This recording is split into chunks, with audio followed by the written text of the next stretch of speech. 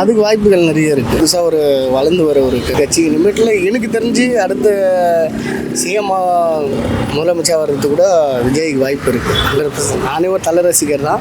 ஆனால் நான் ஓட்டு போட்டதுனாலும் விஜய்க்கு தான் போடுவேன். ஒரு புதுசாக ஒரு வாய்ப்புகள் கொடுத்து பார்க்கலாமே. நிறைய பேருக்கு வாய்ப்புகள் கொடுத்தோம், இதை பண்ணுறோம் அதை பண்ணுறேன்ட்டு யாரும் சரியாக எதுவுமே பண்ணல. இவர் புதுசாக வளர்ந்து வராரு, இவருக்கு ஒரு வாய்ப்பு கொடுத்து பார்க்கலாமே. விஜயை கணிச்சா அவருக்கு வந்த கூட்டத்தையும் அவர் ரசிகர்கள் மன்றத்தையும் பார்த்தா என் மனைவி ஒரு மிகப்பெரிய ரசிகை, தீவிரவாதி ரசிகை. ஆமா, அவங்களே சொல்றாங்க எனக்கு விஜய் ஒரு பொறுப்பு கொடுத்தா நல்லா இருக்கும், நான் கண்டிப்பா என்னால முடிஞ்சதை செய்வேன். என் மனைவி ரொம்ப ஆசைப்படுறாங்க. அப்படின்னும் போது இந்த மாதிரி பெண்களுடைய ஓட்டு வந்து விஜய்க்கு நிறைய இருக்கு. ஆப்வியஸ்லி நம்ம ரெண்டு பேரும் மாத்தி தான். ஸோ ரெண்டு பேரும் மாத்தி வந்துருக்கேன். எங்க வீட்டில் எங்க ஒய்ஃப் வந்து ரொம்ப பெரிய ஃபேன் அவங்க. ஸோ அவங்க வந்து புஷ் பண்றாங்க. பட் இருந்தாலும் என்ன அவங்க சைட்ல இருந்து என்ன இருக்குன்றத நம்ம பார்க்கணும்ல. ஸோ எக்ஸ்பீரியன்ஸ் பர்சன் பார்க்கணுமா இல்லை புதுசாக ஒருத்தவங்க ட்ரை பண்ணணுமா அப்படின்றது இனிமே அவங்களோட செயல்பாடை பொறுத்து தான் நம்ம அதை டிசைட் பண்ணணும்.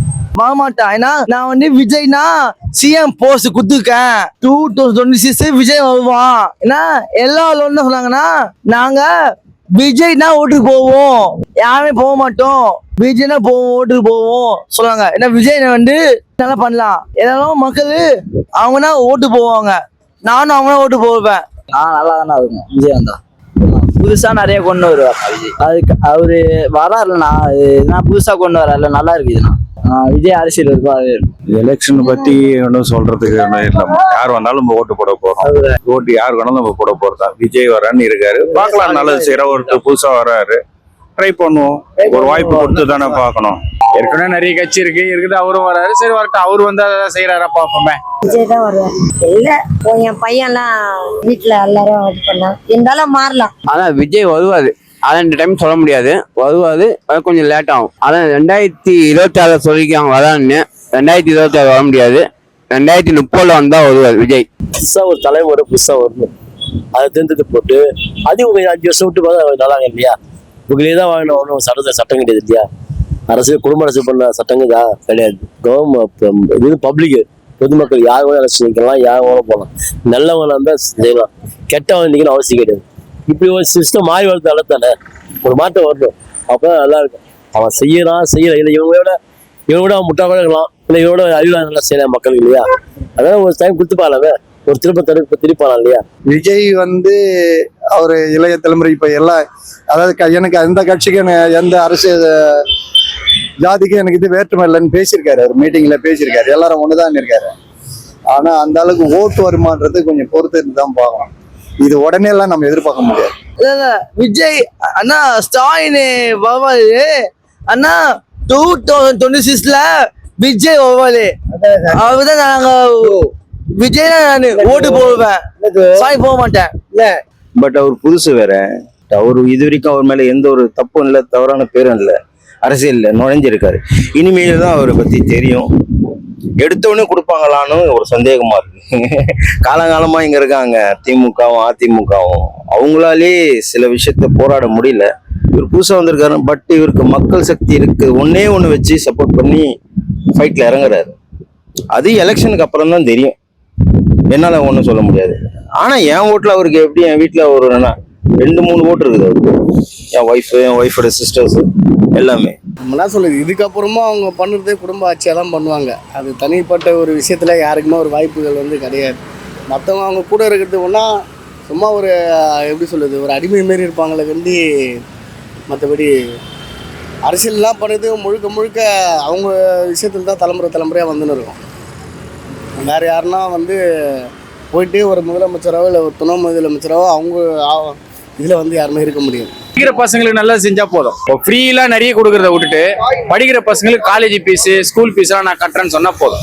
ஃப்ரீயா கிரைண்டர் கொடுக்குறேன், மிக்சி கொடுக்குறேன், கரண்ட் பில் கட்டுறேன்னா அதெல்லாம் பண்ணாம இப்போ படிக்கிற பசங்களை எதாவது பண்ணா அவங்களுக்கு இன்னும் என்கரேஜ் பண்ற மாதிரி இருக்கும். சீமான் வந்து அவர் எப்பவுமே ஒரு மற்றவங்கள வந்து சமயத்துக்கு தகுந்த மாதிரி மாறி பேசிட்டு இருக்காரு. ஸ்டெடியான ஒரு இது கிடையாது.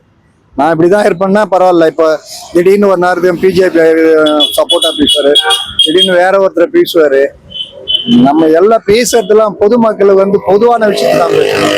தனிப்பட்ட என்ன சார்ந்த ஒரு பகுதிக்கு மட்டும் பேசணும்னாக்கா அது நடைமுறைக்கு எடுத்து வராது. அவருக்கு இருக்கு, டேலண்ட் இருக்கு, பேச்சு திறமை இருக்கு, விஷயத்த போல்டா எடுத்து பேசுறாரு. ஆனா அது எல்லாரையும் அரவணைச்சு பேசணும். யாரும் முடியாது, கடவுள் மேல கடவுள் தான் இருக்கிறாரு, அவர் தான் பார்க்கணும்.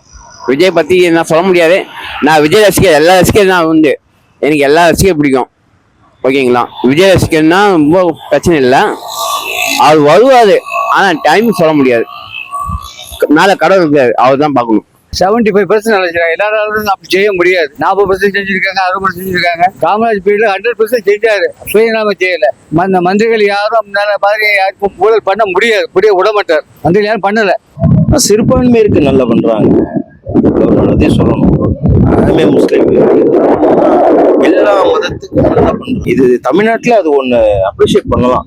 இவங்க தான் அவங்க தான் இல்லை, எல்லாருமே ஃப்ரீயா இருக்காங்க, எல்லாமே இருக்காங்க. அது வரைக்கும் தமிழ்நாடு சேஃப் மற்ற மாநிலத்தை விட. அதே போலதான் என் ஒய்ஃபு இவங்க எல்லாமே வந்து விஜய்க்கு சப்போர்ட்டா இருக்காங்க. பெண்களுக்கு கிடைக்கிறது நல்ல விஷயம்தான்.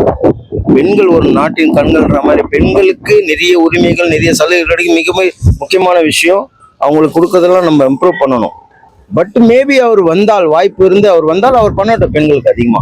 விஜயநாட்ட நான் வந்து எல்லாரையும் கலந்து அரசியல் வந்தேன். நான் மட்டும் வந்து கூட மற்றவங்க எல்லாரும் வந்து அரசியல் எல்லாருக்கும் பிடிச்சு கொடுப்பேன் பதவியை. எங்க அப்பா எங்க அம்மா அண்ணன் எப்படி பிடிச்சு போயிடுது. யார் அதிக ஓட்டு இருக்காதோ அவங்க வச்சு வந்து அவங்களுக்கு பதவி கொடுக்க தப்பு கிடையாது. மாமன், மச்சான், பேரன், பேத்தி இப்படி சட்டம் இருக்குதா? இல்ல அப்படி இருக்கும்போது ஏன் அந்த அரசியல் கட்சி இருக்கணும்? ஆனா இப்பத்தையும் ஒண்ணு வர வாய்ப்பு. விஜய் தான் வருவா, அடுத்த எல்லாம் இருப்பாங்க. அதான் உண்மை. ஜனநாயக ஆட்சி தான் நடக்குது. ஜனநாயக ஆட்சி கரெக்டா லீடு பண்ணி சொல்றாரு. இவர் ஜெயிச்சுக்கே லீட் பண்ணி செய்யறாரு. வர்றவங்க எல்லாம் நான் நல்லது செய்யறேன்னு சொல்றாங்க சார். இவர மாதிரி ஒரு நல்லது செய்யறது யாரும் கிடையாது. அதாவது வாரிசுகளே எவ்வளவு மூத்த அமைச்சர்கள் இருக்காங்க இல்லையா, அது இல்லையா, அவங்க ஒரு வாய்ப்பு கொடுத்துருக்கலாம் இல்லையா? இவருக்கே பேராசிரியருக்கே கொடுக்கல இல்லையா? அவர் ஸ்டாலின் தானே கொடுத்தாங்க. அப்படின்னாக்கா நம்ம அப்படிதான் யோசிக்க வேண்டியதா இருக்கு. இந்த அப்படின்னு பார்க்கும்போது அப்படிதான் யோசிக்க வேண்டியதா. அதாவது மூத்தவங்களுக்கு பதவி கொடுக்காம வாரிசுன்றவங்களுக்கு கொடுக்கும்போது அப்படி தோணுது. மக்கள் என்ன நினைக்கிறாங்களோ அவங்க தான் வர்றாங்க. இவங்களுக்குள்ள போட்டி போறாம அதெல்லாம் வேற விஷயம். மக்கள் தேர்ந்தெடுக்கிறது தான் வர்றது. அவங்கவுங்க பிரியப்பட்டு இதுல செய்யணும்னு ஆசையா வர்றாங்க. அதை தேர்ந்தெடுக்கிறது மக்கள் தான். அதனால குடும்ப வாரிசு நம்ம சொல்லக்கூடாது, தப்பு.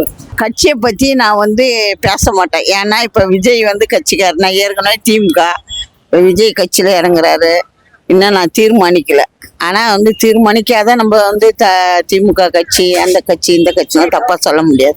ஒரு சிலரை எடுத்தறிஞ்சு பேசி ஒரு சிலரை உயர்த்தி பேசினாக்கா அது சரி வராது. நம்ம ஒரு குடும்ப தலைவர் என்ன பண்ணுவோம், 4 பேரையும் அனுசரிச்சு தான் முடியும். அது மாதிரி மக்கள் நல்லது கெட்டது ரெண்டுத்தையும் அனுசரணை பண்ணி பேசணும். ஒரே மாதிரி எனக்கு வந்த வேகத்தை கோவம் வருது, அந்த கோவத்துல பேசுறதுன்னா அது பழமைன்னு சொல்லுவாங்க, சிறுபுல தானே வீடு வந்து சேராதுன்னு. அந்த மாதிரி எல்லாத்தையும் கஷ்டம் இருக்கும், நஷ்டம் இருக்கும், திட்டுவான், திட்ட மாட்டான், நல்லவன் இருப்பான், கேட்டுவான். எல்லாரையும் கோஆப்ரேஷன் பண்ணி பேசுறது தான் அரசியல். தனி ஒரு மனுஷனா நான் என்ன சேர்ந்த ஒரு 10 பேருக்காக பேசுறதுல அது கொஞ்சம் லேட் ஆகும்.